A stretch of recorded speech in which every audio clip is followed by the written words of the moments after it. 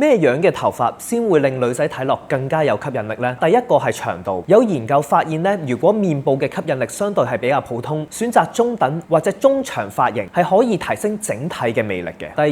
二係頭髮嘅顏色，整體嚟講咧，如果髮色同膚色比較接近嘅話，通常會俾人覺得有吸引力嘅。有研究指出咧，淺灰色配金髮或者深膚色配深髮係俾人一個更加有健康自然嘅吸引力。第三個因素就係頭髮嘅密度啊，密度越高，吸引力當然越高啦。嗱，頭髮嘅健康護理係非常之重要嘅，好多嘅風筒其實係靠住高溫去吹乾啲頭髮，會造成頭髮受損啦、毛躁啦，甚至增加甩頭髮嘅機會。其實更好嘅方法係利用更大嘅風壓，把大部分嘅水分吹走，再用低啲嘅溫度去吹乾頭髮，咁樣頭髮睇落就係更加順滑有光澤咯。第四個因素就係髮型，做到一個好睇嘅髮型，其實風筒如果有冷暖循環嘅模式非常之重要，透過熱風塑形、冷風定型，再配合住一級負離子嘅技術，可以更加容易做到髮型定型同蓬鬆高露頂嘅一個效果。PG 嘅 Air Mini 咧，除咗有以上嘅優點之外，重量係輕過一個蘋果，巴掌大小，非常適合女士日常去使用嘅。而且喺日本市場，我哋已經成功賣出超過10萬台。PG 一直深研美學技術，再用頂尖嘅科技去製作我哋嘅產品。如果你都想了解你自己適合咩髮型或者髮色，留言 PG，我哋會發一份美學指南俾你。